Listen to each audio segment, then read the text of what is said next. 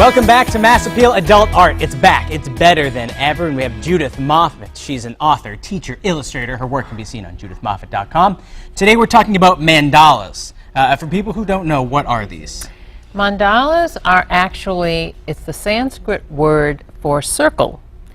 And it's basically colors in a circle. Actually, the Tibetan monks used to do it with sand. Most people have heard about that, where you take the sand and they would spend months on it, and then they would just sweep it up and put it in the river. But now there are all kinds of different types of mandalas, because basically it's a circle of art. Carl Jung, a psychologist, psychiatrist, he would prescribe them to their patients for relaxation. Exactly. So it's been around since the early 1900s as a way, a proven stress reliever. And it's making a renaissance, too, because it really is. It's so relaxing. You were saying you would do art classes with kids, and then you try to give the parents coloring books, and they lose themselves in it. Right. At first they don't want to color.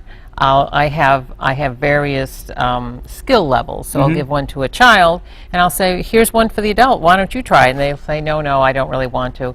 But after a while the child is coloring, I'll say, why don't you try it? And the next thing you know, they're saying, I love this. They ease into it, and then 2 hours later they look up, don't know what the time is. Exactly. We're going to start down here first because we have some tips. And the first one is take a color. Oh, we can just hold it, keep it right there. Sure. And it's all about sticking to it. So you find a color and you want to stick to it throughout the circle. Tell us a little bit about that.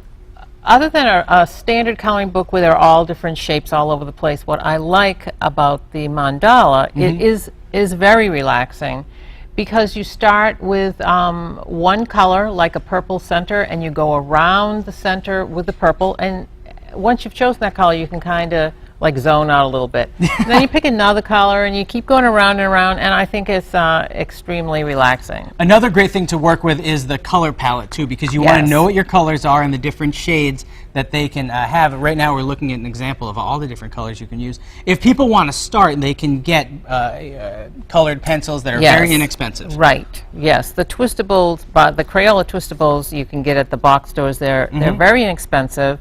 The Prismacolors, they're about $1 per pencil, but of course they're creamy and they go on really smoothly, and later I'm going to show you how to use a blender pencil with them, which is really great. Perfect. Now we're looking at the color palette right now, which is important. Right. And also shading's important. We have a little exercise. You're going to teach me how to shade a little bit. I am. All right, take me through it. Okay. So, with the shading, this is the blender pencil. And we have something like this. I don't know if the camera can see it, but we do shading right here all along it. Right. So now I'm going to put it down and I'm going to try to do it. And one thing I'd also like to point out is over here I have a little color palette. Like the color palettes I create for myself, this one, especially when you're doing something like this, you want to remember which color you're using so you don't just throw it back in the pile and not know. That's true. So right here I have my colors. And it corresponds, okay. And we can have a close-up or whatever. Sure.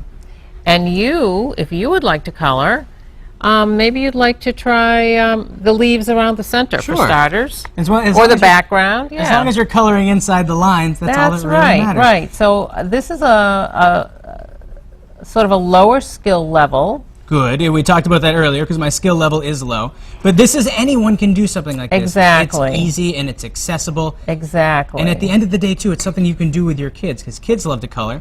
And you know, if you do it yourself, it's another thing that you can share with them and a bond that you can have. Something you can do together, and you'd be surprised how relaxing and the feeling of accomplishment you have when you're done. You know, it brings you back to when you were a child and you had that fresh box of crayons. And well, Judith, speaking of children, we're out of time, but we have something funny that you should watch.